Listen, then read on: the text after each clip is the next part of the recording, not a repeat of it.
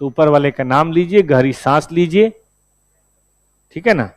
जो भी आप इष्ट देवता को मानते हैं, बजरंग बली, अल्लाह अकबर, जो भी है, लेट स्टार्ट। आइए, रब दा, जो भी है।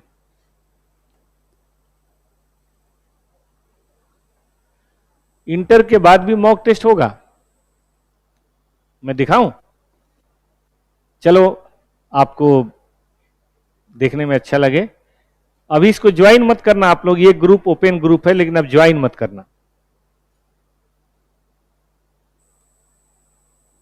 दिखाता हूं।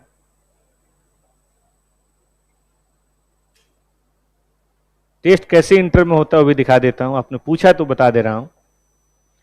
ये देख रहे हो बेटा, 3 राउंड टेस्ट है। ये आपके लिए नहीं है। शुरुआत 20 जनवरी से हो रहा है और एग्जाम कब है? 2 मई। लेकिन शुरुआत कब से हो रहा है? 20 जनवरी से। और चूंकि सिलेबस बहुत बड़ा है तो हम लोगों ने सिलेबस के 2 हिस्से किए हैं। पहले 50% और फिर दूसरे में 50% और फिर तीसरे में 100%। और 2 अप्रैल को खत्म हो जाएगा, 3 अप्रैल को। उसके बाद भी बच्चों से बोला है कि पहले इसे दीजिए, अगर इसके बाद जान बाकी रहेगी आप में, पूरा निचोड़ नहीं जाएगा, तो एक चौथे राउंड का मॉक टेस्ट भी हम करेंगे आपके साथ। और वो मॉक टेस्ट होगा कब? अप्रैल के महीने। अब इसमें से आप जनवरी को हटा के जुलाई चिपका दीजिए। आपका एग्जाम कब है? नवंबर। तो जुलाई, अगस्त, सितंबर, और जान अगर बच गई आपके अंदर थोड़ी बहुत भी, तो फिर अक्टूबर में एक राउंड और कर लेंगे 4-4 दिन पे, ठीक है। और इसके अलावा, ये तो भी जुलाई के बाद बहुत देर है, हर 2 चैप्टर के बाद हमारे दोनों सब्जेक्ट का एक टेस्ट होगा, जिसमें ऑब्जेक्टिव और सब्जेक्टिव दोनों क्वेश्चन आएंगे। लेकिन एक चैप्टर नहीं, 2 चैप्टर के बाद। तो 37 चैप्टर है, तो मान के चलो 17-18 टेस्ट अकाउंट में, और 15 चैप्टर है कॉस्टिंग में, तो मान लो 8-9 टेस्ट कॉस्टिंग। ये तो होना ही होना है। बाकी और सर लोग अपना बताएंगे, उनका अलग प्लान है। ये फाइल भेज दीजिए। क्या करोगे? ये तुम्हारा थोड़े ना है। अरे दुनिया भर के टेस्ट तुम ही दोगे बेटा, पहले पढ़ तो लो, पढ़ लो पहले, एक एक करके बेटा, ऐसा जल्दी ना करो। चलो, तो यहां से शुरू करते हैं। कहां गया भाई? इंट्रोडक्शन। सबसे पहली line, generally accepted accounting principal. ये वर्ड फाउंडेशन के चैप्टर 1 के दूसरे यूनिट में भी सबसे पहले पैराग्राफ में है। Generally accepted accounting principal. कोई बताएगा क्या होता है? गैप भी बोलते हैं इसको उस शॉर्ट में, GAAP, शॉर्ट में बताइए क्या है ये? गैप। ये क्या होता है गैप? एक तो गैप होता है थोड़ा दूर रहा भाई, वो गैप है। दूरी, ये क्या है? बुक की PDF सेंड कर दीजिए। कर दिया था बेटा मैंने, ग्रुप पे सेंड कर दिया था मैंने, नहीं किया था? फिर कर देते हैं, उसमें क्या है? ये जो आपसे 1000 रुपए लिए जा रहे हैं बेटा, फीस नहीं है। इतने भी बुरे दिन नहीं कि आपसे 1000 रुपए फीस लेंगे। लेंगे तो 1 लाख लेंगे, 1000 क्यों लेंगे भाई? ये 1000 रुपए क्यों है बता देता हूं। असल में क्या है ना, नहीं 1000 रुपए इसलिए कि बच्चे क्या है ना, कई बार मिसयूज करते हैं उस चीजों का। अब देखो, ये किताबें जो हैं, 4 किताबें मिलेंगी। कोई किताब बेटा पेड़ पे तो लगा नहीं कि तोड़ लिया मैंने, सबकी कॉस्ट आती है।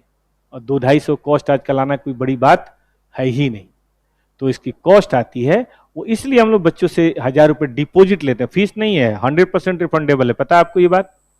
आप किताब इधर और पैसे उधर, कोई नहीं पूछेगा कि क्यों फेल हुए। जरूर कुछ कांड किया होगा इसीलिए फेल हुए, लेकिन कोई नहीं पूछेगा।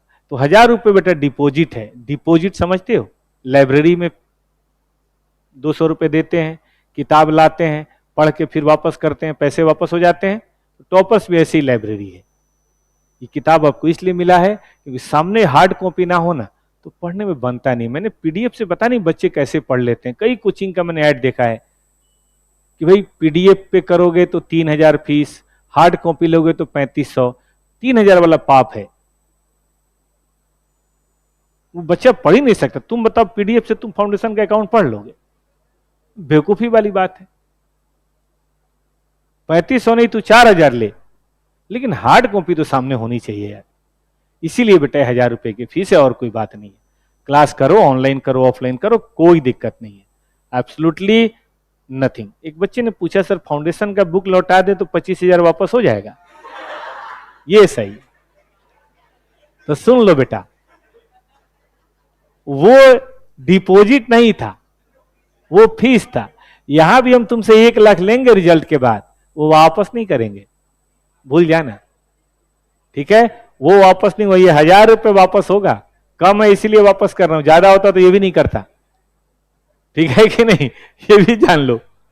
आ जाओ, चलो आ जाओ। तो गैप बताओ भाई, gap chapter 1 unit 2 foundation paragraph number 1, उसके अंदर ये सब्जेक्ट था। कोई बताए क्या है ये? एनीवन? हाथ खड़े करे, खड़े होके बताइए। या ठंडी है तो बैठे बैठे बताइए। मान लो आप खड़े हो, पाकिस्तान ठंडा हो जाए, क्या फायदा? तो बैठे बैठे रहो। कोई गर्ल्स बॉयज? हाँ बेटा बोलो।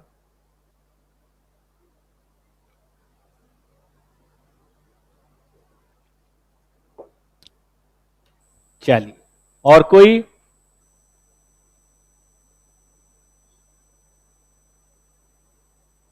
आइए मैं आपको थोड़ा इंट्रोड्यूस करता हूं सब्जेक्ट मैटर से। देखिए बेटा, ये है बिजनेस, और ये है बिजनेस में इंटरेस्टेड पार्टीज।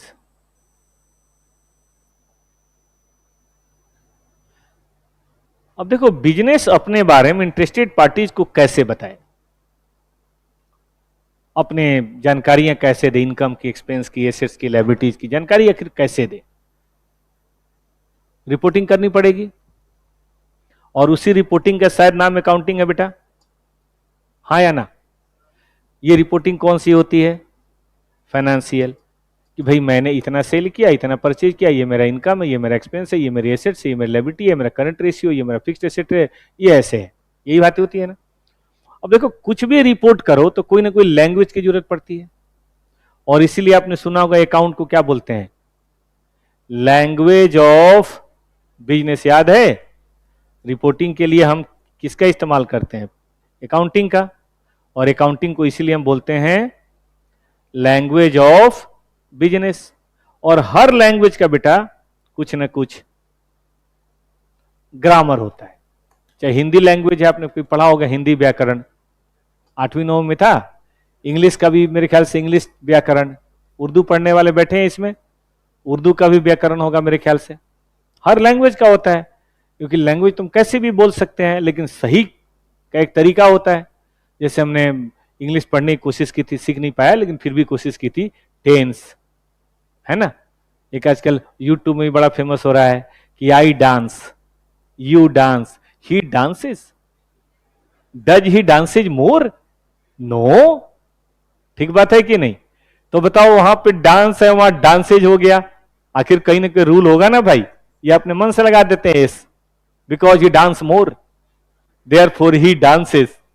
ऐसा तो नहीं है, उसका कोई रूल होगा कि सिंगल, प्लूरल, ऐसा कुछ होता होगा, है कि नहीं? तो किसी में एस लगाते हैं, किसी में लगाते हैं, ये कहां लिखा है? ग्रामर।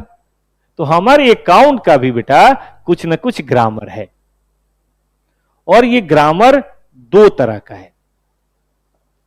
एक वो जो हम अकाउंटेंट ने आपस में बना लिया है कि ऐसे ही मानेंगे हम, जिसको बोलते हैं गैप। ये कैसे आया है? ये बेटा प्रैक्टिस से आया है, प्रैक्टिस करते करते। ये कस्टम से आया है। कस्टम समझते हैं? जिस देश में आप रहते हैं, उस देश की वेशभूषा, उस देश का तरीका, उसको बोलते हैं कस्टम। जैसे यूपी में जनरली इस तरह से लोग मफलर बांधते हैं, दिल्ली में नहीं बांधते। बिहार में चले जाओ तो मफलर यहां नहीं, बल्कि पूरा केजरीवाल भाई जैसे लपेटते हैं, पूरा लपेट के रखते हैं। दिल्ली में नहीं, ठंडी का मतलब नहीं है, कल्चर है। चलो, हम बिहार में किससे मिलते हैं तो कोई बड़ा है तो नमस्ते बोल देते हैं, नमस्ते आंटी, नमस्ते दीदी। लेकिन आपने अगर देखा हो फ्रांस में लोग छोटी सी चुम्मी ले लेते हैं, ठीक है कि नहीं? देखा होगा आपने, फ्रांस में मिलते हैं तो आप यहाँ पे अपने पड़ोस में किसी आंटी की चुम्मी लो, भाई साहब उसका बेटा मार मार के आपका हलवा टाइप कर देगा। तो देखो वहां पे क्या है, वो वहां पे एक्सेप्टेड है, वहां पे वही नॉर्म्स है, हमारे यहाँ नॉर्म्स नहीं है। ठीक बात है, हमारे यहाँ तो इतना बुरा हाल है बिहार में, और किसी ताऊ को तुम अगर पैर छू कर ना प्रणाम कर तो भड़क जाएगा, वो बोलेगा इसमें संस्कार ही नहीं है। अरे मैं संस्कार थोड़ा ना, मेरा नाम तो विजय है। लेकिन वो नाराज हो जाएगा, ये क्या तरीका हुआ, तुम पैर क्यों नहीं छुआ? जब तक उसको पैर ना छुओ तब तक उसको मतलब है ही नहीं, एकदम नीचे तक छुओ तब जाके खुश होगा वो। तो देखो है उधर कल्चर, हम अपने बड़ों को उस तरह से करते हैं। दिल्ली में ऐसा तो नहीं, दिल्ली में नमस्ते अंकल बोल देते हैं। तुम अपने गांव में बोल के दिखाओ, अपने हरियाणा के गांव में कोई है हरियाणा का, अपने ताऊ को नमस्ते अंकल बोल के दिखाओ जरा, वो घर से निकलवा देगा, है कि नहीं? बाप को बोलेगा तुम्हारा बेटा अब हो गया, हाँ ये बड़ा सीए बन गया आप। तो कल्चर है, हमारे अकाउंट में भी कल्चर है बेटा। हम टू बाई का प्रयोग करते हैं, क्यों टू लिखते हैं, क्यों बाई लिखते हैं? कुछ और काहे नहीं लिखते हैं भाई? ऐसा तो इंग्लिश में टू बाई का कोई बहुत बड़ा मतलब नहीं है, फिर भी हम टू बाई लिखते हैं, वाई। हम डेबिट क्रेडिट लिखते हैं, वाई। ये डेबिट क्रेडिट या टू बाई बेटा ये नहीं आया है कहीं से, ये कस्टम से आया है, इसका कोई मीनिंग नहीं है। खोज के रह जाओगे कहीं कोई मतलब नहीं निकलेगा। तो हमारे यहां कस्टमरी चीजें बहुत सारा चलती हैं। हो सकता है हमारे इंडिया का कल्चर कुछ और हो, यूरोप में कुछ और हो, अमेरिका में कुछ और हो, पाकिस्तान में कुछ और हो, ऐसा बिल्कुल पॉसिबल है। हम लोग बोलते हैं नमस्ते, पाकिस्तान में वालेकुम सलाम, अलग अलग कस्टम है भाई। ठीक बात है कि नहीं? तो देखिए यहां भी गैप जो है ना, वो हम अकाउंट की कम्युनिटी के अंदर जो जनरली, नाम से पढ़ो फिर से, जनरली एक्सेप्टेड अकाउंटिंग प्रिंसिपल्स, जो आपस में मिल के हम लोग ने एक्सेप्ट कर लिया कि हाँ ये ठीक है। जैसे आप हमारे घर आइए, आओ कभी हवेली पे, तो आप जब आओगे तो आपको निश्चित रूप से बिस्किट मिलेगा, चाय मिलेगा, निश्चित रूप से आपको मिलेगा, चाहे आप जो भी हो, हमारे यहाँ कस्टम है। लेकिन मैं अगर आपके घर जाऊं, कोई यहाँ पे स्टूडेंट रहता हो, बोलेगा सर चाय हटाओ, ये रखो, बताओ लाइट वाला मंगाऊं या हार्ड वाला, हैवर्ड 5000 की 1000? तो भाई ये आपके आपके हॉस्टल का कल्चर है, वही चलता है आपके यहाँ। आपके यहाँ चाय किसी को पता ही नहीं चाय क्या होता है बे। तो अपना अपना स्टाइल है, अपना अपना तरीका है। हम भी अपने कस्टम के हिसाब से काम करेंगे। लाइन खींचना, पर्टिकुलर्स लिखना, लेजर फोलियो लिखना, ये बहुत सारी ऐसी चीजें जो कस्टमरी बनी है और अब वो जरूरत हो गई है। शुरू शुरू में आप किसी से मिलते हैं तो अनजान होते हैं, लेकिन धीरे धीरे वो आपकी जरूरत बन जाता है, जिंदगी बन गए हो तुम। ठीक है कि नहीं? और ब्रेकअप के बाद लानत है ऐसी जिंदगी पे, ठीक है कि नहीं? चलिए जो भी हो, तो कई चीजें हमारी कस्टम से निकल के सामने आई हैं, उसी को हम क्या बोलते हैं? Generally accepted accounting principal. लेकिन कुछ होते हैं बेटा अकाउंटिंग स्टैंडर्ड।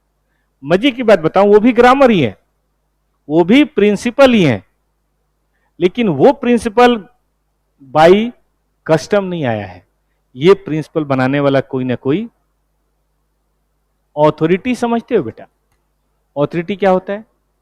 कोई पावरफुल आदमी, कि अब उस ऑथोरिटी ने बनाया है और ये सबको मानना ही मानना है। जैसे मान लीजिए मैं कहूं AS5 AS10, उसके अंदर कुछ लिखा है फिक्स एसेट के बारे में, तो आप हो चाहे आप हो चाहे आप हो, मानना ही पड़ेगा। ठीक है ना? अब वो कंस्ट्रक्शन, मान लिया आप कोर्ट में जाएंगे, तो कोर्ट में ऐसे ही वो घूमते फिरते नहीं जा सकते।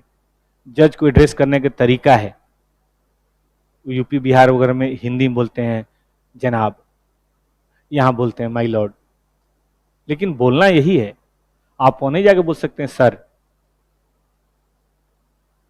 मतलब अलाउ ही नहीं है वहां पे सर बोलना, साहब बोलना अलाउ नहीं है। वहां आपको वही बोलना पड़ेगा जो लॉ है, जो कस्टम है, प्रैक्टिस है। या मान लीजिए कोई ऐसा एक्ट बना हुआ है कि भाई 18 साल से पहले आपको ड्राइविंग लाइसेंस नहीं मिलेगा, तो अगर 18 साल से पहले आप अगर पाए गए मतलब चलाते हुए, तो आजकल तो ये भी है कि बाप को मतलब चालान हो जाता है, या बाप को सजा होती है। तुमने अपने बेटे का कंट्रोल क्यों नहीं किया? पैदा किया तो ध्यान दो, ऐसे कैसे सड़क पे छोड़ दिया तुमने पैदा करके किसी और के जान लेने के लिए? आपको पता होगा आजकल ऐसा कानून बना हुआ है। तो देखो वो कानून है, वो कस्टम नहीं है, उसको भंग करोगे तो आपको सजा मिलेगी ही मिलेगी। ठीक है। आफ्टर रिजल्ट क्या होगा, उनका बैच बेटा अलग चलेगा, फिर उनका 1 महीने बाद खत्म होगा, जाहिर है। आफ्टर रिजल्ट जो 20 तारीख को चालू कर रहे हैं उनका 20 अगस्त में खत्म होगा, देर तो होना ही है। आगे आइए, तो ये भी हमें पढ़ना है और हमें ये भी पढ़ना है। ये काफी हद तक आपने पढ़ा हुआ है सीए फाउंडेशन, काफी हद तक आपने अगर फाइनल अकाउंट बनाया हो तो उसमें कुछ ना कुछ करा होगा, matching concept, accrual concept, materiality concept, accounting period concept, कुछ आया था। ठीक है ना, वो सब भी हमारे प्रिंसिपल्स हैं। ये चलो आपने इन्वेंट्री के वैल्यूएशन में करा होगा तो करा होगा कॉस्ट और एनआरवी विच वेरी लोअर, पढ़ा था। और एनआरवी के लिए ये मतलब होगा, या डिप्सन में आपने पढ़ा होगा कि डिप्रिसिएबल अमाउंट का मतलब ये होता है which has to be written of over the period, कुछ इस तरह से बात आपने पढ़ी होगी।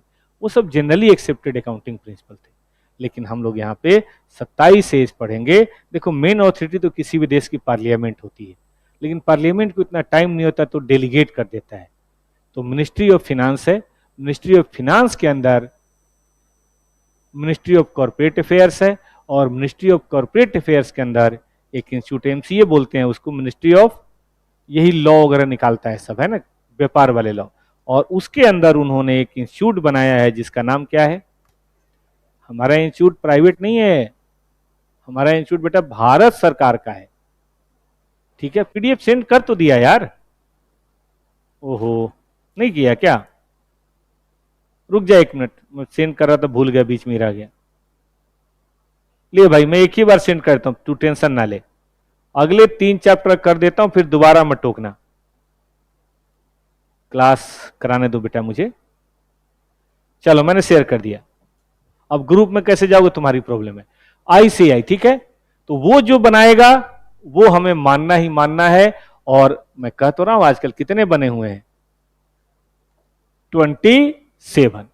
इनकी कोई काउंटिंग नहीं है, ये तो जो एक्सेप्टेड है सब ठीक है, लेकिन ये 27 बने हुए। तो क्या मैं लौट के आ सकता हूं, आपने समझा गैप क्या है भाई। हम आम बोलचाल की भाषा में जो चीजें इस्तेमाल कर रहे हैं वही है अकाउंटिंग की बोलचाल की भाषा। देखो बेटा डेबिट क्रेडिट लिखना है, एक्रूवल लिखना है, मैचिंग कॉन्सेप्ट मानना है, ये सब किसी एस में नहीं लिखा हुआ, ये सब यहां लिखा हुआ है, जनरली एक्सेप्टेड अकाउंटिंग प्रिंसिपल। सही पूछो तो कहीं लिखा हुआ भी नहीं है, कहीं लिखा है क्या कि बड़ों को प्रणाम करना चाहिए, कौन सी किताब में लिखा है, रामायण में लिखा है, सीधे वहां पहुंच गए। सोच के देखो, ऐसा कहीं नहीं लिखा हुआ, लेकिन हम फॉलो करते हैं कि नहीं, कैसे फॉलो करते हैं, अपने से बड़ों को। अगर हमारा बाप अपने मामा जी को पैर छू के प्रणाम कर रहा है तो मेरा बेटा बेटा जो छोटा है पीछे 2 साल का, वो भी वेट करता है कि पापा हटे तो हम भी, कोई बड़ा आदमी लग रहा है ये, है कि नहीं, वो भी पीछे खड़ा होता है, ध्यान दिया आपने, वो भी पीछे खड़ा होता है लाइन में लगा हुआ कि भाई प्रणाम मामा जी, वो भी मामा जी बोलता है। तो उसी तरह से हमारे कस्टम है। तो लौट क्या हो, एक शब्द क्लियर हुआ बेटा, पढ़ो, refers to common set of accepted accounting principle standard and procedure that the business reporting entity must follow while preparing the financial statement। अब आपके सामने आया एक दूसरा वर्ड, अभी तीसरा भी है इसमें, बाद में बताऊंगा अकाउंटिंग प्रिंसिपल वो क्या होता है उसकी बात करेंगे, लेकिन दूसरा वर्ड पहले पढ़ लेते हैं कि अकाउंटिंग फिनेंशियल स्टेटमेंट क्या है। क्योंकि गैप वो रूल है, वो प्रिंसिपल है, वो प्रोसीजर है जो क्या करने में काम आ रहा है, फाइनेंशियल स्टेटमेंट बनाने में। तो भाई पता तो होना चाहिए फाइनेंशियल स्टेटमेंट है क्या। चलिए आज का दूसरा नोट, ये किसी को लिखना है बेटा, अगर ये किसी को लिखना हो तो जरूर लिखिए, और मैं तो कहूंगा जरूर लिखिए, चीजों को बेटा जमा करते जाइए, समझते जाइए खूब दिल से। आप सीए की, कॉमर्स की सबसे बड़ी डिग्री पढ़ रहे हैं और हम चार्टर्ड अकाउंटेंट को अकाउंटिंग नहीं आई, तो बड़ी गलत बात हो जाएगी। जब मैं समझाऊं तो लिखने की जरूरत नहीं है, लिखने का मैं समय दूंगा, इसीलिए तो 110 क्लासेज ले रहा हूं भाई। पिछली बार 118 लगी हैं, मैंने काउंट किया था, कल कल बैच खत्म हुआ था 118।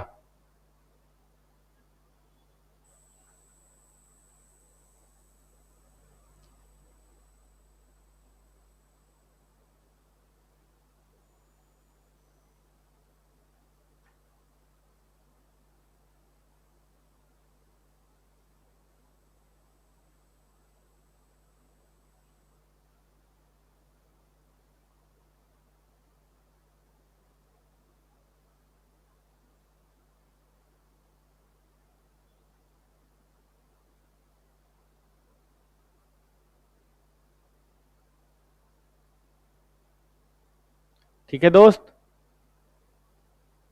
सब कुछ को कैद कर लो।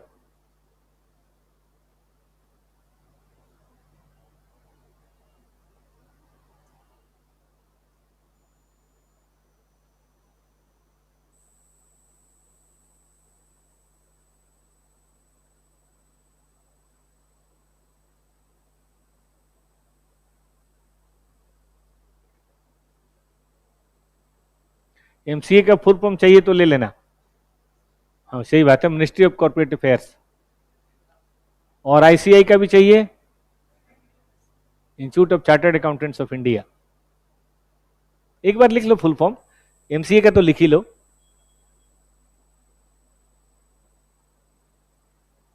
ये मत समझना मास्टर ऑफ कंप्यूटर एप्लीकेशन, एक डिग्री होती है, पता है, एमसीए एक डिग्री होती है।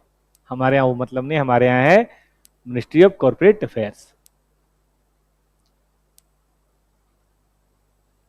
हो गया? आ जाओ दूसरी बात, व्हाट इज फाइनेंशियल स्टेटमेंट। देखो कोई भी ऐसा रिटेन डॉक्यूमेंट जिसमें फाइनेंस की इंफॉर्मेशन हो, that becomes what, that becomes financial statement. कोई भी ऐसा स्टेटमेंट मतलब कागज का टुकड़ा जिसमें फाइनेंशियल डाटा है, वो हो गया। ठीक है, जैसे मैं आपको एक पर्ची अभी दूं कि पीछे वाली गली में लंगर हो रहा है, ये भी फाइनेंशियल स्टेटमेंट है, क्योंकि उसमें इंफॉर्मेशन दी गई लंगर हो रहा है, जो खा के आपका पैसा बच जाएगा, टिफिन में भर के ले जाएंगे तो दोस्तों को भी खिला सकते हैं। अब देखो कोई भी डॉक्यूमेंट फाइनेंशियल स्टेटमेंट है अगर उसमें फाइनेंशियल डाटा है, लेकिन ये भी दो तरह का होता है। एक होता है जनरल पर्पज फाइनेंशियल स्टेटमेंट, सभी शब्द को बेटा समझते जाइए। और एक होता है special purpose financial statement. General purpose का मतलब होता है जो आम आदमी भी समझ सके। जनरली जब हम एक्सटर्नल यूजर को देते हैं ना, अगर आपको याद हो फाउंडेशन चैप्टर 1 यूनिट 1 के अंदर users of the financial statement दिया हुआ है, उसमें दो कॉलम बनाए हुए इंटरनल और एक्सटर्नल, याद है? एक्सटर्नल कौन कौन होते हैं बताइए जरा, दो चार नाम। रिवीजन में मैंने कराया था दंगल में, कौन कौन? गवर्नमेंट, बिल्कुल सही कहा आपने। और डेटर्स, क्रेडिटर, पब्लिक, ये सब कौन है? एक्सटर्नल। तो एक्सटर्नल यूजर को जो हम देते हैं ना, ठीक है, आपने कॉस्ट एंड मैनेजमेंट का भेज दो। श्रेया बेटा प्लीज थोड़ा धीरज रखो, समय होत तरवर फरे के तो सींचे नीर, काहे होत अधीर, अधीर ना हो बेटा। जब कॉस्टिंग पढ़ाएंगे आपको कॉस्टिंग का स्टेटमेंट भी शेयर कर देंगे, पहले बेटा इस पे ध्यान दीजिए, ठीक है? बटोरना नहीं है नोट्स, मार्केट में तो 1000 किताबें हैं, समझना है। तो एक्सटर्नल यूजर को जो देते हैं ना उसको क्या बोलते हैं? General purpose. जनरली इसमें क्या होता है, एक होता है पीएल स्टेटमेंट, जो फाउंडेशन में आपने पढ़ा होगा, मैन्युफैक्चरिंग, ट्रेडिंग, पीएल, ऐसा कुछ पढ़ा था। कंपनियों में नहीं होता, कंपनी में एक ही नाम होता है स्टेटमेंट ऑफ पीएल। आजकल कंपनी एक्ट में टर्मोलॉजी पे भी बहुत ध्यान दिया जाता है। टर्मोलॉजी का मतलब होता है किस टर्म से किसी स्टेटमेंट को पुकारना है। अब हमारे यहाँ इंटर में कभी मैं आपको पीएल अकाउंट नहीं बोलूंगा, ट्रेडिंग नहीं बोलूंगा, एक भी चैप्टर नहीं है जिसमें ट्रेडिंग पीएल हो। हम एक ही स्टेटमेंट बनाएंगे जिसका नाम क्या होगा? Statement of profit and loss. और आपको भी यही शब्द इस्तेमाल करना है अपनी राइटिंग में। खबरदार जो पीएल या ट्रेडिंग लिखा, शब्दों को भी पकड़ना, आपको डेटर वर्ड कभी इस्तेमाल नहीं करना। आपको इस्तेमाल करना है ट्रेड रिसीवेबल, क्रेडिटर वर्ड इस्तेमाल नहीं करना है, ट्रेड पेबल, क्योंकि हम लोग अब धीरे धीरे इंटरनेशनल अकाउंटेंट होते जा रहे हैं। पूरे वर्ल्ड का टर्म एक होना चाहिए, ठीक बात है कि नहीं? पूरे वर्ल्ड का टर्म एक होना चाहिए, तभी तो हम अमेरिका वाला समझ सकेंगे, अमेरिका वाले हमारे समझ सकेंगे, वरना तो गड़बड़ हो जाएगा ना। तो इसीलिए टर्म पे ध्यान रखो। ये बताता है परफॉर्मेंस। दूसरा कौन सा होता है? Balance sheet. ये क्या बताता है? पोजीशन बताता है कि भाई चलो जो हो गया सो हो गया, बचा हुआ क्या है, एसेट लायबिलिटी है, उसकी क्वालिटी क्या है। क्वांटिटी बताता है, क्वालिटी बताता है। फिर एक होता है कैश फ्लो। और इससे भी इंपॉर्टेंट आजकल एक बात आ रही है बेटा, उसको बोलते हैं एक्सप्लानेटरी नोट्स। कि पीएल बैलेंस शीट और कैश फ्लो के अंदर अगर कोई ऐसी चीज है जिसके बारे में अकाउंटेंट को लगता है कि बताना जरूरी है, तो उसे क्या हम बोलेंगे? Explanatory notes. उसे हम बोलेंगे एक्सप्लेनेटरी नोट्स। चीजों को एक्सप्लेन करने के लिए, जैसे मैं आपको समझाता हूं, दो एग्जाम्पल दूंगा। पहला एग्जाम्पल रखते हैं कि आरती मैम आई और उन्होंने आप सबको लड्डू बांटा, आप लोग खाने लगे। आरती मैम को पहचानते हैं? चलिए आप खाने लगे। फिर किसी ने पूछा कि मैम किस खुशी में? तो मैम ने बताया कि वो क्या था कि मैं शादी में कहीं गई थी तो वहां पे ये मिला था डब्बा, लेकिन ये 3 महीने पहले मिला था। अब देखो लड्डू की एक खूबी आ गई, 3 महीने पहले, आपका हाथ थोड़ा रुक जाएगा। फिर आप उसको टो के देखेंगे, ये सड़ा हुआ, तो सूंघ के भी देखेंगे, नहीं यार ठीक लग रहा है, लगता है फ्रिज में रखा हुआ था। फिर मैडम ने बताया वो क्या था कि फ्रिज में गलती से रखने के बजाय फ्रिज के ऊपर रख दिया था मैंने, तो इसमें ना चींटे लग गए थे। अरे चींटे वाला हमें बांट दिया, फिर तुम देखो कहीं खाया हुआ तो नहीं है कुछ। फिर मैडम ने कहा असल में चींटों की दिक्कत नहीं थी, चींटे हटाने के लिए हमने अपने सोसाइटी के पार्क में रखा था तो कुत्ते ने मुंह मार दिया था।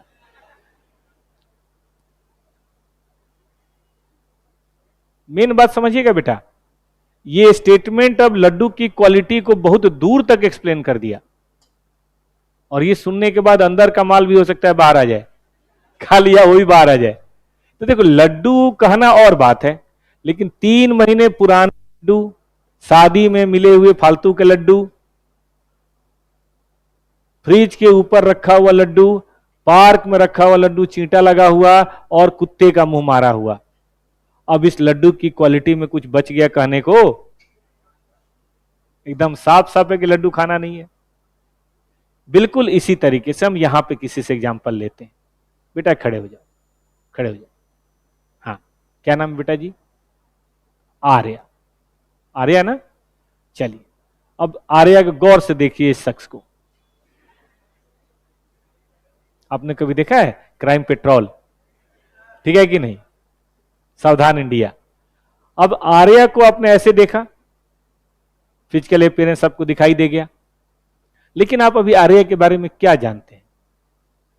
ये अपने घर की बहुत बड़ी गुंडी है। इसके छोटे भाई बहन हैं, तो फिर वो दुखी रहता है आपसे कि आप दुखी रहते हैं उससे? आप दुखी रहते हैं। उससे पूछो, वो बताएगा बहुत बदमाश है ये। चलो जो भी है, तो आपके दोस्त भी आपसे त्रस्त हैं, आप जब मर्जी उनको पीट पाट देते हैं, जब मर्जी उनका आप खा लेते हैं, क्या बोलते हैं, टिफिन, या दूसरा आप उनकी मदद करते हैं और उनको टिफिन खिलाते हैं। समझ रहे हैं? अच्छा फिर आपके बारे में, आप कहाँ से रहने वाले हैं? हरियाणा से हो? कहाँ से? दिल्ली से हैं। मम्मी पापा पीछे कहाँ से हैं? यूपी। कहाँ से? मोदी नगर। देखो कौन सा बेल्ट है ये? मोदी नगर बागपत बेल्ट, जहां अगर आपने किसी को लड़की कुछ बोला भी तो पूरा खानदान गायब, ठीक है ना? अब आप आर्या से कुछ बात कर ही नहीं सकते, लड़कों ध्यान दो, सी इज फ्रॉम मोदी नगर, पूरा खानदान गायब हो जाएगा तुम्हारा, पता भी नहीं चलेगा। बागपत बड़ा खतरनाक रीजन है ये। अब ध्यान दो आर्या। अब और सुनो, कितने भाई हैं? एक भाई, उसके दोस्त भी हैं, देख लो, इसका एक भाई भी और 5 दोस्त भी हैं, और सावधान रहने की जरूरत है। फिर इनके बारे में इन्होंने कॉमर्स पढ़ा है, साइंस पढ़ा है, कॉमर्स में कितने नंबर थे, पापा क्या करते हैं, ठीक है कि वेज हैं, नॉन वेज हैं, कई सारी बातें जानकारी होगी, लेकिन जानकारी देनी पड़ेगी ना, ऐसे देख के क्या पता चलता है?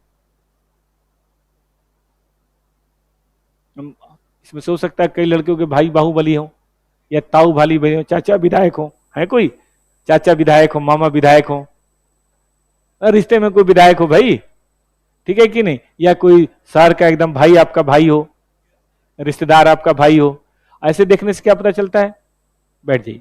तो कई बार ऐसा होता है कि आप किसी बच्चे को लपेट देते हैं, बाद में वो साला फोन करके, आना जरा यार, 2 स्कॉर्पियो, मतलब हरियाणा के किसी लड़के को आपने थोड़ा सा भी कुछ बोला, उसने करना है फोन, और 2-3 शहर हैं, पता नहीं कितने वेले बैठे हैं, रेवाड़ी, सोनीपत, हिसार और रोहतक, अगर यहां किसी लड़के को आपने उंगली भी दिखाई तो भाई साहब बहुत जल्दी वो लोग एकदम आधे घंटे के अंदर पहुंच जाएंगे, आपको हॉस्टल से निकाल के पीट पाट के, हो सकता है आपकी वजह किसी और को पीट पाट के चले जाएं।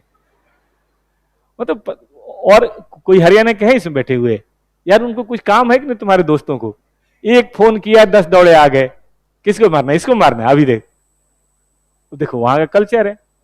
तो चलो, अब आपके बारे में जानकारी हासिल करके आपसे लड़ना होगा, या सबसे अच्छा लड़ो ही मत। इसी तरह से अब लौट के आओ, ये बिल्डिंग देख रहे हो, ये बिल्डिंग लैंड एंड बिल्डिंग दिखा दी गई है बैलेंस शीट में टॉपर्स के, लेकिन क्या आप नहीं जानना चाहोगे कि अब तक इस पर कितना डिप्शन हुआ है? अब तक, इस साल का नहीं, इस साल का तो पीएल में पता चल जाएगा, अब तक क्या आप ये नहीं जानना चाहोगे कि लीज पे है या फ्री होल्ड है? नहीं जानना चाहोगे भाई? किसी को अगर टॉपर्स की हैसियत पता करनी है, क्या इस पर कोई लोन भी लिया गया है, लोन लिया गया तो उसमें कितना लोन बाकी है, क्या टेन्योर है, क्या नहीं जानना चाहोगे? ये पूरी टॉपर्स के नाम से है, किसी और के नाम से भी है, क्या नहीं जानना चाहोगे? तो बड़ा जरूरी है कि हम चीजें बस बताएं नहीं, बल्कि चीजों को क्या करें, एक्सप्लेन। हम उन चीजों को एक्सप्लेन करें। आप किसी भी ठीक ठाक रेस्टोरेंट में अगर जाओ तो ठीक ठाक रेस्टोरेंट में केवल डिश नहीं लिखा होता, डिश तो लिखा होगा भाई, ये मान लीजिए कि भाई मंचूरियन है या जो भी है, लेकिन उसके नीचे एक्सप्लेन भी किया होता है कि ये मंचूरियन किस तरह का है, लिखा होगा चाइनीज डिश और सॉफ्ट ओवरनाइट और कुछ इस तरह से करके भाई सजवान सॉस में डिप किया हुआ, और ऐसा करके स्टीयर फ्राई या डीप फ्राई या कुछ ऐसा, मतलब पूरी पैराग्राफ लिखी होती है उसके एक्सप्लेनेशन, और आगे बिंदी लगा होता है ग्रीन या रेड। देखा अपने मेनू में वो क्या होता है, एक्सप्लेनेशन है कि वेज है नॉन वेज है, क्या इंग्रेडिएंट है, क्या मसाला डाला है नहीं डाला है। तो हम भी अपने पीएल अकाउंट के, बैलेंस शीट के, कैश फ्लो के, अगर किसी आइटम में हमें लगता है कि लोगों को बताना जरूरी है, तो बताइए हम क्या करेंगे, हम उसके लिए एक्सप्लेनेटरी नोट्स देंगे। आप आज एक काम करना, आज का यही होमवर्क है, घर जब जाना तो पता नहीं क्या क्या इंटरनेट से तुम डाउनलोड करके बैठे हो, एक काम की चीज भी डाउनलोड करना। पता है मुझे, मत कहो, मुंह मत खुलवाओ, अब आगे आओ, लेट्स सी, ध्यान दो ध्यान दो। तभी तो तुम्हारा अगर फोन कोई छू भी दे तो घर में बवाल कर देते हो तुम। आगे बढ़ो, आगे सुनो सुनो सुनो। तो आज ना मारुति उद्योग लिमिटेड या महिंद्रा एंड महिंद्रा या टाटा मोटर्स का फिनेंशियल स्टेटमेंट टाइप करना 2023 आ जाएगा। जब डाउनलोड होगा तो देखना कम से कम 100 पन्ने का होगा। उसमें एक पन्ना तो बेटा स्टेटमेंट ऑफ पीएल होगा, एक पन्ना तो बैलेंस शीट होगा, एक पन्ना तो कैश फ्लो होगा, और 97 पता है क्या होगा, एक्सप्लेनेटरी नोट्स। 97 explanatory notes. शादी में दूल्हा एक होता है, दुल्हन एक होती है, लेकिन रिश्तेदार 1000। यही बात यहां है। इतना इंपॉर्टेंट है बेटा, ये इतना इंपॉर्टेंट है इन चीजों को समझने के लिए कि अब ये कंपलसरी पार्ट बन गया। एक और चीज है जो फाइनल में पढ़ना है, statement showing changes in equity, वो भी नहीं पढ़ाएंगे, ठीक है? चाहे वो लिखना चाहो तो लिख लो, लेकिन इसका एक्सप्लेनेशन भी नहीं दूंगा अभी मैं। स्टेटमेंट शोइंग, इसकी फीस अलग है, CA final. Statement showing changes in equity, equity मतलब कैपिटल होता है, कैपिटल में जो चेंज हुआ ना उसके बारे में बताना, कितना इशू ऑफ शेयर हुआ, कितना रिडम्पशन हुआ, क्या रिजर्व बना, क्या यूज हुआ, क्या डिविडेंड हुआ, उसके बारे में बनाना होता है, ठीक है बेटा? तो जनरल पर्पज फाइनेंशियल स्टेटमेंट में कौन कौन सी चीजें आती हैं आजकल, नाम लीजिए जरा सब लोग। पहला, सब लोग ये एक जुबान की भी मेमोरी होती है, जुबान की मेमोरी बेटा पैदा करो। ऐसे पढ़ोगे गायब हो जाएगा, कमरे में थोड़ा बोल बोल के पढ़ोगे याद हो जाएगा। चलो, पहला दूसरा, तीसरा, चौथा, पांचवा। और ये मैं नहीं कह रहा, ये कंपनी जेट कह रहा है। आपको मैडम भी पढ़ाएंगे या राजीव सर भी जो भी पढ़ाएंगे वो पढ़ाएंगे कि ये बनाना ही बनाना है हर एजीएम में। एजीएम का मतलब होता है एनुअल जनरल मीटिंग। कंपनी को, अपने शेयर होल्डर को और पब्लिक को बताना ही, अगर आपका पब्लिक इशू है तो। टाटा मोटर्स का कैसे डाउनलोड कर लोगे? अरे उसके साइट पे रखना जरूरी है, क्योंकि टाटा मोटर्स के शेयर खरीदने में आप भी इच्छुक हो सकते हैं, वो भी हो सकते हैं, मैं भी हो सकता हूं। तो बगैर इन्फॉर्मेशन के मैं शेयर खरीद लूं? सेबी का नाम सुना है? दरोगा जी है कंपनियों का। तो दरोगा जी का कहना है कि अगर पब्लिक इशू किया है तो अपनी फाइनेंशियल डाटा, सब नहीं लेकिन जनरल पर्पज जो है वो तो सबको बतानी ही पड़ेगी, पब्लिक के डोमाइन में होना चाहिए, ताकि लोग सोच समझ के, जानबूझ के आप में इन्वेस्टमेंट करें, अंधेरे में इन्वेस्टमेंट ना करें। तो मान लो कोई तुमसे शादी करना चाहता है, तो तुम ऐसे ही बोलोगे देखो मैं जैसा हूं वैसा हूं, शादी करना है करो, नहीं करना नहीं करो। ऐसे कैसे बे? भाई कौन से कुल खानदान के हो ये बताओ, जाति प्रजाति बताओ, धर्म बताओ, कहाँ के रहने वाले हो, भाई बहन माता पिता, ऐसी शादी कर लोगे? मेट्रो में आपके कोई दोस्त है इसको डेली मेट्रो में ट्रू लव होता है कोई? कई लड़कों की बड़ी प्रॉब्लम, पता नहीं कौन सा हार्मोन कमीनों के अंदर, उनको डेली मेट्रो में सच्चा प्यार होता है, बस मिल गई, यही है तेरी भाभी।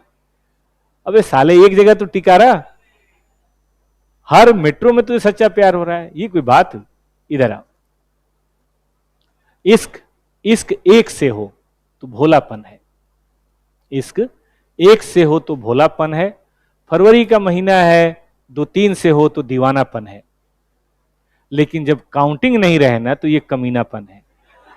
जब काउंटिंग नहीं है भाई साहब तो ये बड़ा गड़बड़ है। कोई कह रहा था तुमने क्यों ब्रेकअप कर लिया, तो उसने बोला कि उसके दिल में तो कुंभ का मेला चल रहा है। मैं दबा के मर ना जाऊं यार, इसलिए मैं भाग आया। इधर आओ। स्पेशल पर्पज ये होता है बेटा इंटरनल यूजर्स। अब कहेंगे इंटरनल यूजर कौन होते हैं, पढ़ा था कुछ? कौन होता है? मैनेजमेंट। मैनेजमेंट सबसे बड़ा। देखो बिजनेस को आज की तारीख में कंपटीशन का जमाना है बेटा, चलाना नहीं है, बड़ा तरीके से चलाना है। क्योंकि केवल मारुति कार नहीं बन रही ना, मारुति के पीछे 50 कंपनियां पड़ी हुई हैं, जिसमें महिंद्रा एंड महिंद्रा, टाटा मोटर्स, पता नहीं और कौन सा है वो सब, वो टोयोटा, और भी कुछ ब्रांड हो गए। अब कौन कौन सा है, ठीक है नहीं? औकात में रहो बेटा, औकात में रहो, ठीक है कि नहीं? हाँ, तो ये सब चीजें हैं। तो आज की तारीख में ऐसा नहीं कंज्यूमर केवल मारुति पर डिपेंड है, तो मारुति को हर पल अपना मॉडल बढ़िया करना है, क्वालिटी अच्छी करनी है और कॉस्ट को बढ़ने नहीं देना है। हो सके तो कॉस्ट को, अभी टोयोटा का मैंने पढ़ा था, टोयोटा ने अनाउंस किया है कि भाई हम बैटरी कार में नया रिवोल्यूशन करने वाले हैं। अभी तक जो बैटरी बनती थी ना वो लिक्विड स्टेट में बनता था शायद, और अब सॉलिड में वो कर रहे हैं, जिससे 1200 किलोमीटर तक चल सकता है। 1200 किलोमीटर तो बहुत हुआ भाई, कई लोगों का तो 10-15 दिन का काम हो जाएगा। तो फिर ऐसे सिचुएशन में कार के बिकने के चांसेस बढ़ेंगे। अब पता है टोयोटा ने अगर ये कर लिया ना तो बाकी कंपनियां भी बहुत जल्दी करना चाहेंगी, बताइए क्यों? वरना मार्केट से आउट हो जाएंगी, वो कोई खरीदेगा नहीं बाकी कंपनियों का कार। हीरो ने ऐसे ही तो बाहर कर दिया बजाज को, हीरो ने ऐसे ही तो बाहर कर दिया था। एक समय की नंबर 1 बाइक कंपनी थे राजदूत, स्कॉट, बाहर कर दिया। मुझे याद है हम लोग बच्चे थे उस समय, नया नया टीवी आया था हम लोग के घरों में, तो एक जापानी आता था ऐड में, जापानी तो देखते ही पहचान आ जाते हैं। जापानी आता था, पेट्रोल पंप पे आता था, लाल पीली बाइक लेके आता था, पेट्रोल भरवाता था और एक कैप्शन आता था फिल इट, फिल इट मतलब भरो, सट इट मतलब उसका ढक्कन बंद करो, और फॉरगेट इट, और नीचे आता था 80 किलोमीटर पर लीटर, जबकि हमारा राजदूत देता था 12 किलोमीटर।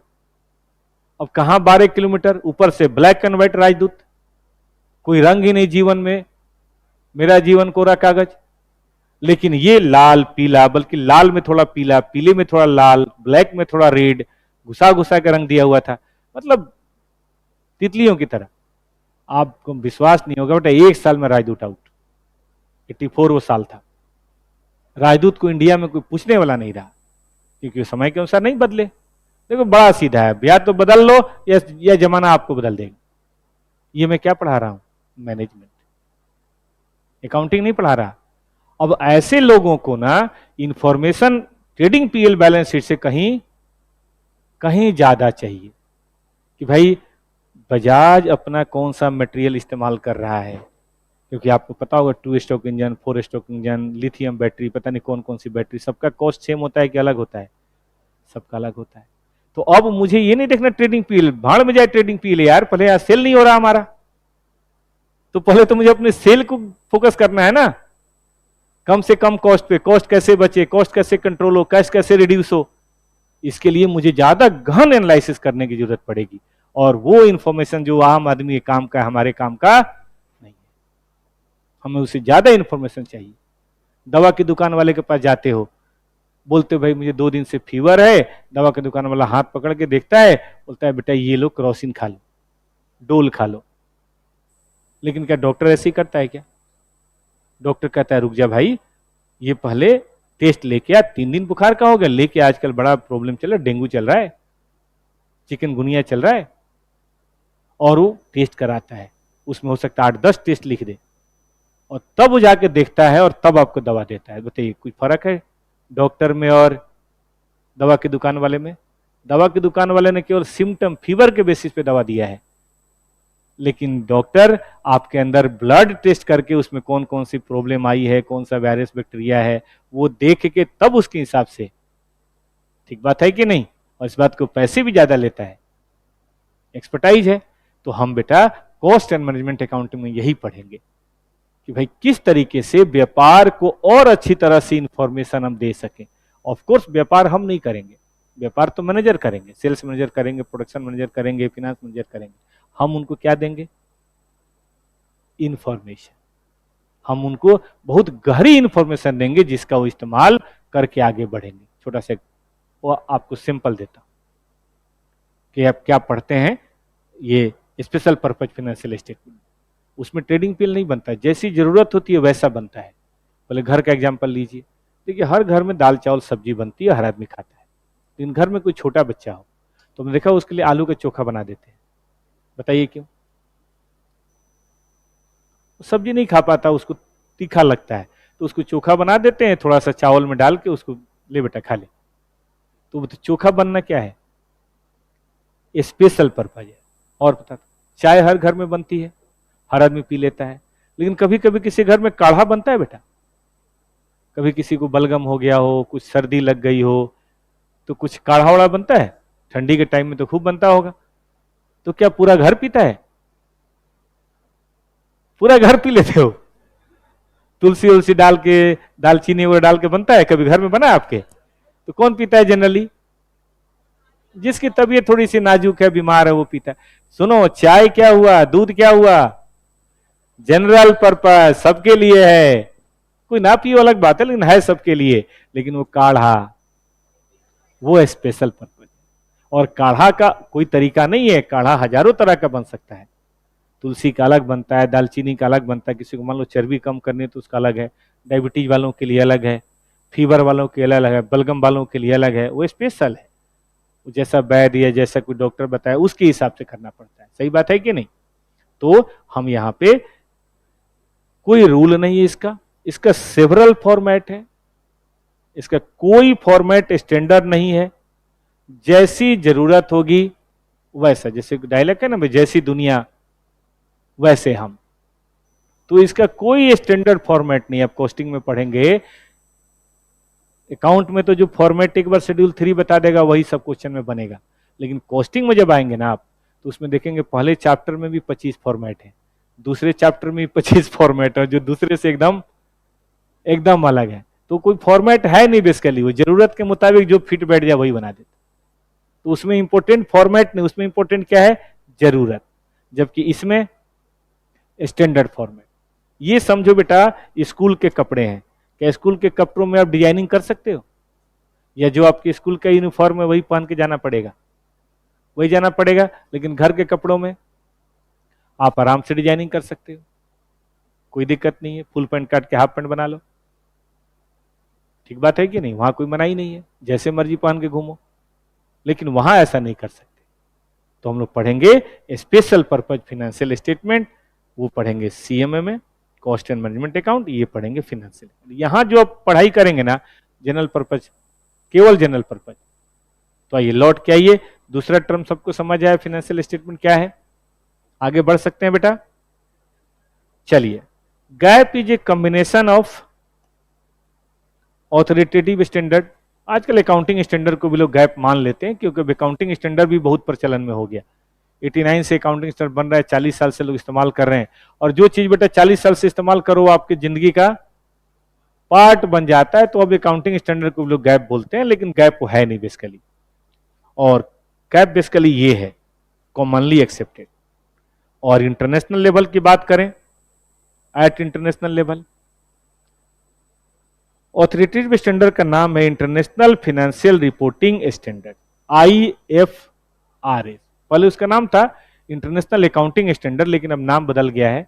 पढ़िए तो फिर से नाम इसका, इंटरनेशनल फाइनेंशियल रिपोर्टिंग स्टैंडर्ड। वो इसलिए हो गया है कि अकाउंट का नाम बदल के आजकल क्या हो गया है, तो पहले नाम था इंटरनेशनल अकाउंटिंग स्टैंडर्ड। अब चूंकि अकाउंट का नाम ही बदल गया, अकाउंट का नाम बदल के क्या हो गया फाइनेंशियल रिपोर्टिंग, तो वहां पे क्या नाम आ गया इंटरनेशनल फाइनेंशियल रिपोर्टिंग स्टैंडर्ड। ठीक है, ये बहुत जगहों पर लागू हो गया, इंडिया में भी लागू हो गया है, लेकिन इंडिया में थोड़ा सा वो बदल के लागू हुआ है, मतलब एज इट इज लागू नहीं है। सबको पता होगा विदेशी फिल्में जब इंडिया में रिलीज होती हैं तो एज इट इज नहीं रिलीज होती है, सेंसर बोर्ड लगता है, क्योंकि उनके लिए बहुत सारे सीन नॉर्मल है, हमारे लिए खतरनाक है। तो उन सभी सीनों को बताओ क्या करते हैं, वो कैंची चला के तब यहां रिलीज होता है, वो भी आफ्टर 18। उनके पूरा दिखा दे तो यहां तो बवाल ही हो जाए। तो इसीलिए उनको भी जब यहां लाते हैं तो थोड़ा कट करके, थोड़ा मतलब वायलेंस या ऐसा कोई सेक्सुअली एक्सप्लॉइटेड सीन है तो उसको हटा के तब रिलीज करते हैं। तो इसको हम बोलते हैं कार्व आउट।